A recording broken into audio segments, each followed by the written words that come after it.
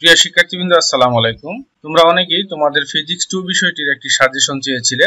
আজকে আমি তোমাদের সেই কাঙ্ক্ষিত সাজেশন নিয়ে আলোচনা করব।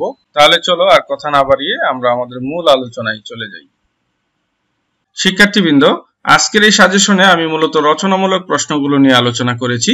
এই স্লাইডে দেখো আমি অনেকগুলো প্রশ্ন দিয়ে দিয়েছি। তার মধ্যে কিছু প্রশ্ন দেখবে স্টার চিহ্নিত। এই স্টার চিহ্নিত প্রশ্নগুলো তোমাকে অবশ্যই পড়তে হবে। স্টার চিহ্নিত প্রশ্নগুলোর একটাও তুমি বাদ দিতে পারবে না। এগুলো মোস্ট ইম্পর্টেন্ট প্রশ্ন।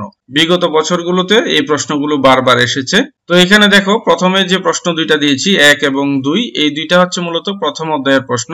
এই দুইটা প্রশ্ন বিভিন্ন সময় পরীক্ষায় এসেছে, অর্থাৎ তোমাদের পর্ব সমাপনী পরীক্ষায় এই দুইটা প্রশ্ন বিভিন্ন সময় এসেছে। তো এই দুইটা প্রশ্ন তোমরা পড়ে নিবে। এছাড়া এই অধ্যায়ের আরেকটা বড় প্রশ্ন আছে, খুবই ইম্পর্টেন্ট। বরফ গলনের আপেক্ষিক সুপ্ততাপ নির্ণয়ের পদ্ধতি বর্ণনা করো। তো যদি সম্ভব হয় ওই প্রশ্নটা তোমরা পড়ে নিবে। এছাড়া এই অধ্যায়টা সংক্ষিপ্ত অংশের জন্য খুবই ইম্পর্টেন্ট। তাছাড়া এই অধ্যায় থেকে পরীক্ষায় বিভিন্ন সময় গাণিতিক সমস্যা দিয়ে দেয়, অর্থাৎ গাণিতিক প্রশ্ন আসে। তো এই অধ্যায়ের গাণিতিক প্রশ্নগুলো তোমরা ভালো করে দেখে নিবে। বিশেষ করে মিশ্রণের তাপমাত্রা নির্ণয় অথবা এক টুকরা বরফকে বা নির্দিষ্ট পরিমাণ বরফকে যদি বাষ্পে রূপান্তর করতে হয় তাহলে কি পরিমাণ তাপের দরকার হবে, এই ধরনের যে গাণিতিক সমস্যাগুলো আছে এইগুলো তোমরা দেখে নিবে। তোমরা চাইলে এই অধ্যায়ে আমার যে লেকচারগুলো আছে তার মধ্যে ম্যাথমেটিক্যাল একটা পার্ট আছে, অর্থাৎ থার্মোমেট্রি অধ্যায়ের ম্যাথমেটিক্স গুলো নিয়ে গাণিতিক সমস্যাগুলো নিয়ে একটা পার্ট আছে, ওই পার্টটা তোমরা দেখে নিতে পারো। তাহলে আশা করি এই অধ্যায়ের গাণিতিক সমস্যাগুলো তোমার কাছে খুবই সহজ মনে হবে। তারপর হচ্ছে অধ্যায় 2। এই অধ্যায় 2 থেকে মূলত একটা প্রশ্ন দিয়েছি 3 প্রকার প্রসারণ গুণাঙ্কের মধ্যে সম্পর্ক, অর্থাৎ আলফা বিটা গামার মধ্যে যে সম্পর্কটা। এই প্রশ্নটা মোস্ট ইম্পর্টেন্ট একটা প্রশ্ন। এই যে দেখো স্টার চিহ্ন দিয়ে দিয়েছি, এটা অবশ্যই তোমাকে পড়তে হবে। এটা প্রমাণের অনেকগুলো পদ্ধতি আছে, তোমার কাছে যে পদ্ধতিটা সহজ মনে হয় সেই পদ্ধতিটাই শিখে নিবে। এছাড়া এই অধ্যায় থেকে সংক্ষিপ্ত প্রশ্ন পরীক্ষায় আসতে পারে। তারপর হচ্ছে অধ্যায় 3। অধ্যায় 3 থেকে দেখো এখানে দুইটা প্রশ্ন দিয়েছি 4 এবং 5। তো 4 নম্বরের যে প্রশ্নটা P B to the power gamma equal ধ্রুবক বা কনস্ট্যান্ট, এই প্রশ্নটা মোস্ট ইম্পর্টেন্ট। এই প্রমাণটা প্রায় সময় পরীক্ষায় এসেছে, এটা অবশ্যই তোমাকে পড়তে হবে। এছাড়া 5 নম্বর প্রশ্নটা সিপি মাইনাস সিবি ইকুয়াল আর, এইটাও মোস্ট ইম্পর্টেন্ট। তৃতীয় অধ্যায় থেকে তোমরা এই দুইটা প্রশ্ন পড়ে নেবে। তারপরে হচ্ছে অধ্যায় 5। অধ্যায় 4 থেকে আমি কোনো রচনামূলক প্রশ্ন দেইনি। অধ্যায় 5 থেকে দুইটা প্রশ্ন দিয়েছি দেখো, ধারকের সঞ্চিত শক্তি রাশিমালা, আরেকটা হচ্ছে বিন্দু আধানের জন্য তড়িৎ ক্ষেত্রের কোন বিন্দুতে বিভবের রাশিমালা নির্ণয়। এই দুইটা প্রশ্নই মোস্ট ইম্পর্টেন্ট। এর মধ্যে 7 নম্বর প্রশ্নটা একটু বেশি গুরুত্বপূর্ণ, তো দুইটাই তোমাকে পড়তে হবে। আর যদি সম্ভব না হয় তাহলে 7 নম্বরটা অবশ্যই পড়ে নিবে। তো আশা করছি এই স্লাইডে যে কথাগুলো বললাম তোমরা বুঝতে পেরেছো। আমরা পরের স্লাইডে যাই। শিক্ষার্থীবৃন্দ, এইখানে দেখো আরো কয়েকটা রচনামূলক প্রশ্ন দিয়েছি।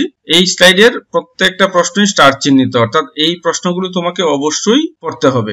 8 নম্বরের যে প্রশ্নটা দিয়েছি দেখো, দর্পণের সাধারণ সমীকরণটি প্রতিষ্ঠা করো। অথবা দিয়ে লিখেছি দেখো, দর্পণের ক্ষেত্রে দেখাও যে 1/v প্লাস 1/u সমান 1/f বা 1/v প্লাস 1/u সমান 2/r। এই প্রশ্নটা যে কোনো ভাবে আসতে পারে। প্রথমে যেভাবে দিয়েছি দর্পণের সাধারণ সমীকরণটি প্রতিষ্ঠা করো, এই প্রশ্নটাও আসতে পারে। অথবা দর্পণের ক্ষেত্রে দেখাও যে 1/v প্লাস 1/u সমান 1/f অথবা 2/r, এইভাবেও আসতে পারে।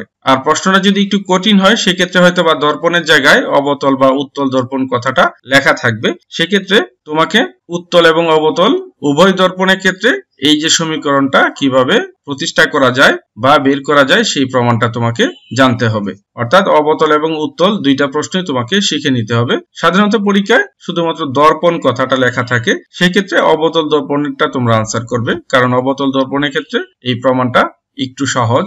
এরপরে আলোর প্রতিসরণ অধ্যায়টা, এই অধ্যায় থেকে আমি দেখো এখানে দুইটা প্রশ্ন দিয়েছি 9, 10। এই দুইটাই তোমাকে শিখতে হবে। দর্পণের মতো এখানেও লেন্সের সাধারণ সমীকরণ প্রতিষ্ঠা, অথবা লেন্সের ক্ষেত্রে দেখাও যে 1/v প্লাস 1/u সমান 1/f বা 1/f এর জায়গায় 2/r থাকতে পারে। তো এখানেও উত্তল এবং অবতল লেন্স দুইটার ক্ষেত্রেই পরীক্ষায় উল্লেখ করে থাকতে পারে, তবে সাধারণত শুধুমাত্র লেন্স কথাটা থাকে। লেন্সের ক্ষেত্রে যদি বলে সেক্ষেত্রে তোমরা উত্তল লেন্সের ক্ষেত্রে এই প্রমাণটা লিখে দিবে। উত্তল লেন্সের ক্ষেত্রে এই প্রমাণটা অনেকটাই সহজ। এরপরে প্রিজমের উপাদানের প্রতিসরণাঙ্ক, প্রিজম কোণ ও ন্যূনতম বিচ্যুতি কোণের সম্পর্ক স্থাপন করো বা দেখাও যে মিউ সমান sin a plus del m/2 by sin a/2। এই প্রশ্নটা পরীক্ষায় বিভিন্ন সময় এসেছে, তো এই প্রশ্নের আনসারটা অবশ্যই তোমাকে শিখতে হবে। এই প্রশ্নটা দুই ভাবে আসতে পারে। আবার এই প্রশ্নটা থেকে আরেকটা প্রশ্ন হতে পারে বিচ্যুতি কোণের রাশিমালা নির্ণয় করো। সেক্ষেত্রে এই পর্যন্ত আসতে হবে না, তোমরা যদি এই প্রমাণটা শিখো সেক্ষেত্রে দেখবে ডেলের একটা রাশি পাওয়া যায়, সেই পর্যন্ত দিলেই হবে। যদি বিচ্যুতি কোণের রাশিমালা নির্ণয় করো এরকম প্রশ্ন আসে। এরপরে অধ্যায় 9 ভৌত আলোক বিজ্ঞান। এখান থেকে আমি কোনো রচনামূলক প্রশ্ন দেইনি। তোমরা যারা ভালো প্রস্তুতি নিতে পারো নাই তাদের পক্ষে এই অধ্যায়ের রচনামূলক প্রশ্নগুলো পড়া অনেকটাই কঠিন হবে, আমি এটা বাদ দিয়েছি। তাছাড়া এই অধ্যায় থেকে খুব একটা প্রশ্ন বিগত সময়ে আসেনি। এরপরে হচ্ছে অধ্যায় 10। এই অধ্যায় 10 থেকে এই যে দেখো স্টার চিহ্নিত 11 নম্বর যে প্রশ্নটা, আইনস্টাইনের আলোক তড়িৎ সমীকরণটি প্রতিপাদন করো। এটা মোস্ট ইম্পর্টেন্ট একটা প্রশ্ন, বিভিন্ন সময় পরীক্ষায় এসেছে। অতএব তোমাকে অবশ্যই এই প্রশ্নের আনসারটা শিখে নিতে হবে। তো আশা করছি এই স্লাইডে আমি যেভাবে বললাম তোমরা সেইভাবেই প্রস্তুতি নিবে। আমরা পরের স্লাইডটা দেখি। শিক্ষার্থীবৃন্দ, এই স্লাইডেও আরো কিছু রচনামূলক প্রশ্ন আমি দিয়েছি।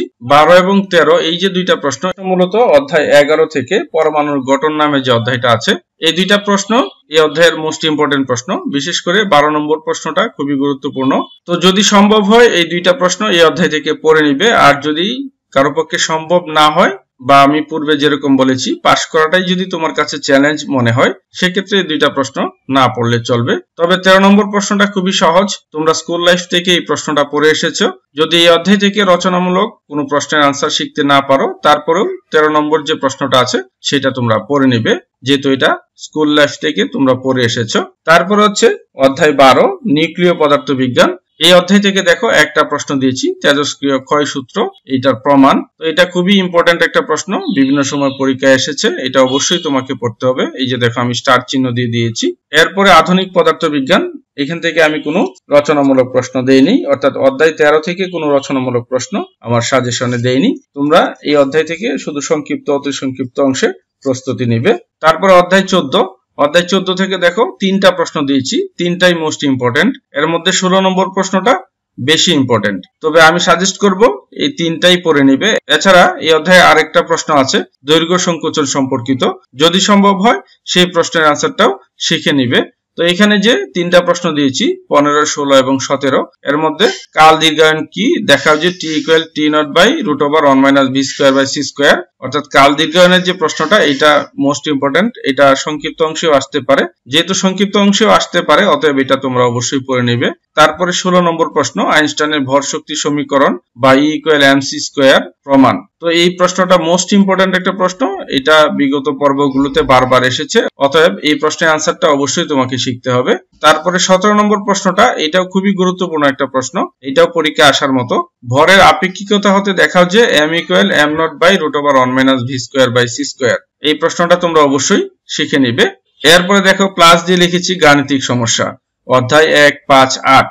সাধারণত 1, 5, 8 এই তিনটা অধ্যায় থেকেই গাণিতিক সমস্যা তোমাদের পরীক্ষায় এসে থাকে। তো এই অধ্যায়গুলোর ইম্পর্টেন্ট যে গাণিতিক প্রশ্নগুলো আছে সেগুলোর সমাধান তোমরা শিখে নিবে। তো আমি যেভাবে বললাম তোমরা যদি সেইভাবে প্রস্তুতি নিতে পারো আশা করছি রচনামূলক অংশে তোমরা ভালো করতে পারবে। আমি আবারও বলছি, তোমাদের কারো যদি প্রস্তুতি খুবই খারাপ থাকে, পাশ করাটাই যদি তোমার কাছে চ্যালেঞ্জ মনে হয়, সেক্ষেত্রে ন্যূনতম স্টার চিহ্নিত যে প্রশ্নগুলো আছে সেই প্রশ্নগুলো পড়ে নিবে। এছাড়া স্টার চিহ্ন ব্যতীত কিছু প্রশ্নের কথা আমি বলেছি যেগুলো খুবই গুরুত্বপূর্ণ, যেমন এখানে 17 নম্বর প্রশ্নটা, এই ধরনের যে প্রশ্নগুলো আছে এই প্রশ্নগুলো চেষ্টা করবে পড়ে নিতে। তো সবাইকে ধন্যবাদ, আল্লাহ হাফেজ।